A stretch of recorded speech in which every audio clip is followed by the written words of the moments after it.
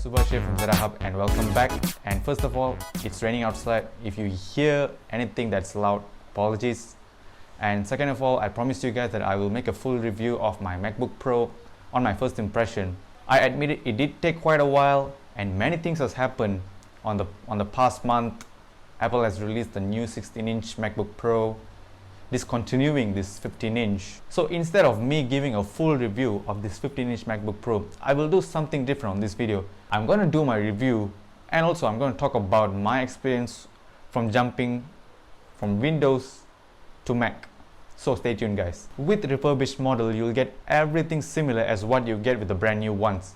You get the same processor as the brand new 15-inch, and fun fact, this processor does come with the new 16-inch configuration also. And also you'll get the same RAM, same graphic cards and same storage, but the only difference is the box, as I told in my first impression video, which I will link at the top. Other than box is pretty much the same, and word for caution, you can only know that Apple product is certified refurbished from the box only. The MacBook I got today is refurbished 2019 MacBook Pro with 2.3 GHz i9 processor, 32 GB of RAM, 1 TB SSD and AMD 560X graphic cards. Alright, cool. So first of all, let's talk about the most controversial feature on the new MacBook Pro design, which is the keyboard. And sadly, this is the last generation of butterfly keyboard, as Apple switched back to the scissor key mechanism on the latest 16-inch MacBook Pro. I gotta say, I really got used to the butterfly mechanism on this MacBook Pro keyboard. At first, when I was testing in the Apple Store, I really didn't prefer the low key travel, but as time goes, as I'm using it daily, I really feel comfortable using this butterfly keyboard. Well, I may be the 1% of the MacBook Pro users who likes the butterfly keyboard. I rarely get wrong clicks and missed keys while using this butterfly keyboard compared to the chiclet style keyboard which I used on my gaming laptop previously. The issue with butterfly keyboards has been fixed in 2019, and so far I've never seen people encountered an issue with the 2019 MacBook Pro butterfly keyboard, but the damage has been done. If you guys know anyone who is suffering from 2019 MacBook Pro butterfly keyboard, do let me know in the comments below. Okay, now let's talk about the macOS experience after using Windows for quite a long time. There's not much difference between macOS and Windows OS. The difference I will let you guys know in a while. But on Windows, we use our right click on our mouse to open up some options, but on Macs we click the option keys on the keyboard. For example, if you click the Wi-Fi without pressing the option key, it will just show you the Wi-Fi which are available to connect. But if you click Wi-Fi while holding the option key, it will show you a detailed menu of diagnostics and other settings. In macOS, if you maximize an app, it will go into a new window. But if you maximize while holding the option key, it will maximize only through the window that you are on right now. Well, I kind of missed the start button and the show desktop button on the bottom left and bottom right, but you can easily mimic that using hotkeys in system preferences under display. Well, once set up, if you hover your mouse to the bottom left, it will show you the launchpad, which is start for macOS, and if you hover it to the bottom right, it will show you the desktop. Well, I almost forgotten to tell this. If you are connected your Mac and your iPhone into a single Apple ID, you can copy a link on your Mac and paste it into your iPhone, and likewise you can copy a link on your iPhone and paste it into a Mac. Well, this kind of integration I was waiting for quite a long time while using a Windows laptop. Long gone the days where I used to copy a link on my phone, put it into my Facebook Messenger, and opening up my laptop, going into my Facebook and clicking the link which I copied from my iPhone on my Facebook. Well, it doesn't stop on link only. You can copy a document or photos from your iPhone and paste it into your Mac.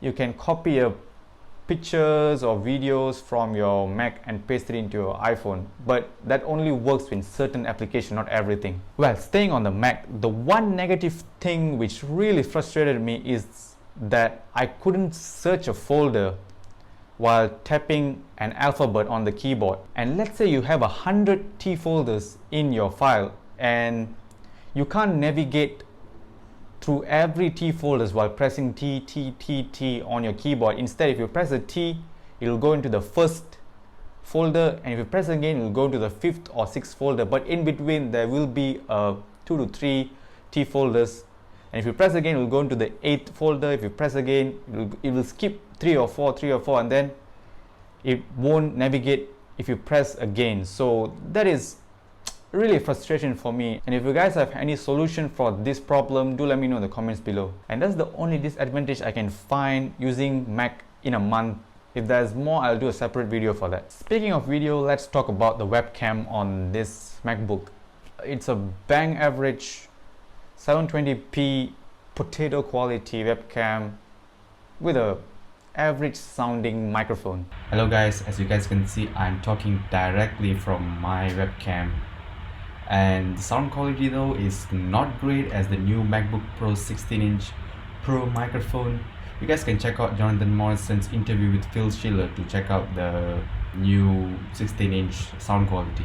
Even after 4 to 5 MacBook refreshes, the camera on the MacBook still remains the same, which gives you the thought that Apple doesn't give importance for computer cameras unlike the smartphones. Well, maybe on the next refresh, which we might see an updated camera with Face ID built in, so fingers crossed guys. On Windows laptop, we do have a lot of ports, a lot of variety of ports, but on MacBook Pros, you are only limited to 4 USB-C port, but it's not an ordinary USB-C port, it's a Thunderbolt 3, all 4 are Thunderbolt 3 port. The Thunderbolt 3 ports has capabilities to power up a 5K display. Apple is one of the few companies who does charging via USB Type-C, and many manufacturers couldn't do that because there is a limitation on USB-C charging. You can't power up NVIDIA RTX GPU with USB-C. I kinda like the way MacBook Pro charges. You can charge on any 4 USB-C port. You are not limited to only 1 charging port. Well, I do miss the ports that the Windows laptop offers, but with a simple third-party dongle, it did solve my problem. I did made a review of my USB-C hub, so do check it out guys. I will put the link in the description and the corner of this video. Okay, right, what's next? Okay, the touch bar. The touch bar is also one of the controversial topics talked by many for the past 3 or 4 years. Yes, I agree, it is underutilized for years now. Okay, first let's get into the advantages. The 4 always shown favorites are really handy for me. I set it up as volume changer, brightness changer, play and pause, and screenshots. Well, these 4 things are really handy for me, especially the brightness slider and the volume slider. But the main disadvantage is you can't customize your touch bar to show you the battery indication of your laptop, which I think Apple has missed a big opportunity there. On this laptop, you do not have an indicator to show that the MacBook Pro is charging, or it's fully charged, or it's low on power, unlike the MagSafe MacBooks. A simple touch bar icon would have solved all of these issues. And the escape key is also a problem for me. It's a virtual escape key rather than the physical one, but that is fixed on the 16-inch MacBook Pro, so I'm glad for that. Overall, the touch bar feels a bit gimmicky for now, but if they add more functions to it, it can be useful in the future. Okay, the other positives, which doesn't need a detailed review, one of them is the trackpad. Apple's trackpad is easily the best. It's the biggest, and pinching and zooming and other type of gestures do not stutter. It's fast and fluid. It is so comfortable to use, and Apple does the best trackpad in the market right now, and no one comes close. The battery life, I can say, is pretty decent. It can last longer for me, but if I use intense app, it drains quickly, and that happens with every laptop. So I can say the battery is okay, it is usable, and charging it via USB-C with 80-watt adapter feels like it's charging quickly. The screen is also great, bright, sharp, rich colors, and it's worthy an upgrade from my previous gaming laptop. The only disadvantage of the screen is that it is not a matte screen as my previous gaming laptop. It's a clear screen, so I can see glass and reflections. Okay, regarding gaming, does this MacBook worthy for gaming?